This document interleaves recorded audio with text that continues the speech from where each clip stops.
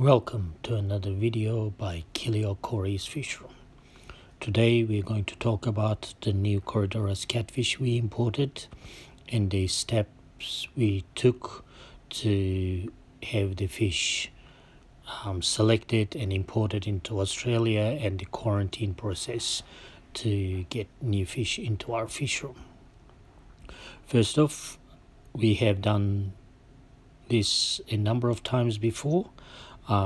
It's quite involved, but at the end we are able to have access to fish that we might not otherwise. These are Corydoras robinae that we have imported in a previous shipment, and the process involves finding a quarantine facility in Australia, agreeing them to take the fish on your behalf as part of their import, and then to find the fish overseas and to get them included in the import. These are Corydoras virginiae, also another import from another import we did a while back. As you might know, Australia has really strict quarantine regulations, and fish need to go through a quarantine process, but you don't really need to import fish to get interesting fish. These are Corydoras C053, which were imported by one of the large wholesale fish importers into Australia, and we got these through our local aquarium store. So there are plenty of fish out there. You don't really need to import, but importing fish can be rewarding if you're after a specific species. It is not cheap though. We contacted Gogger Tropic to source the Corydoras that we were after, and they have sent us a number of lists for us to choose the fish, and we were able to get the fish included in the export that they were already doing to our quarantine facility. And when they arrived, plenty of coffees were needed to drive to Sydney. All fish to you, which were the quarantine facilities of All Fish to You, is what we used. And the fish stayed in quarantine for a week, and after they were released from quarantine, we drove for 3 hours to get to the All Fish to You store to get our fish bagged, and drive back another 3 hours to get the fish into our fish room. So Corydoras orcesi is one of the fish we got. It's quite a nice long-nosed species, interesting patterns in the body, and I actually have a soft spot for long-nosed Corydoras. I quite like them and managed to spawn quite a few of them to date, so it would be nice if we can get orcesi to spawn for us in the future as well. They are used to be considered a subspecies of Pasteuriensis. The other species we imported was Corydoras C053. They are a longer nose species of slightly related to C053, which there was a video of them earlier in this footage.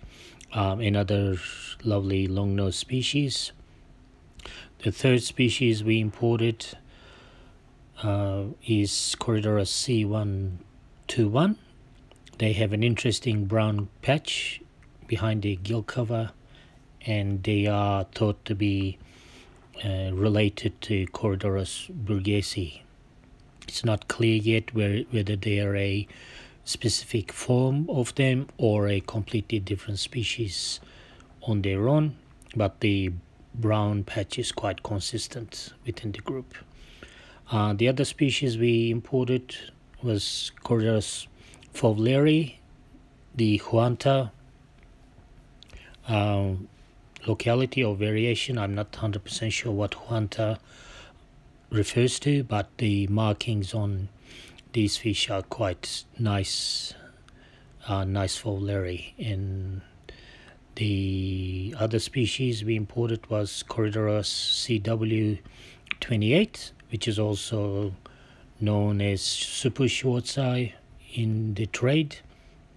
Quite a large chunky species. It was nice to get them, and they actually look great in the tanks once they settle. Here they are in a tank a couple of days after they arrived. We also took this opportunity when we were in Sydney to meet our friend Peter, who gave us some eggs of Ephysemian ciliae, the killifish, and we also met our friend Alex, who gave us some Corydoras burgessi.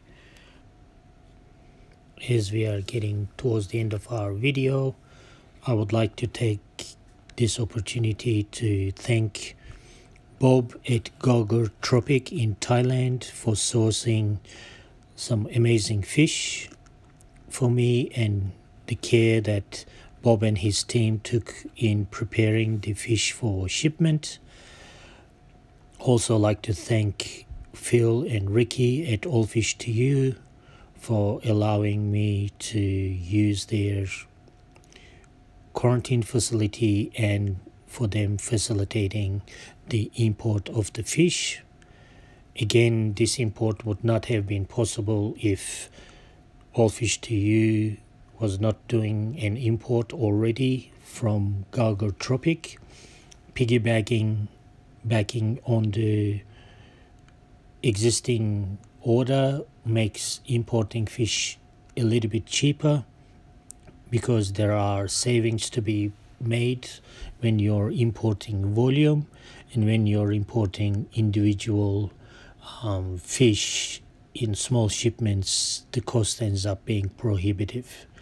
So thank you to Bob at Gargar Tropic for the amazing fish, Phil especially at All Fish to You for his assistance and help and allowing the process to pass smoothly, and all his assistance.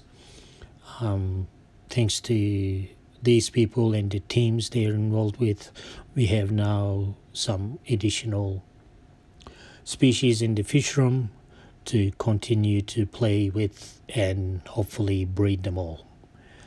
Thank you for watching this video by Kilio Cory's Fish Room.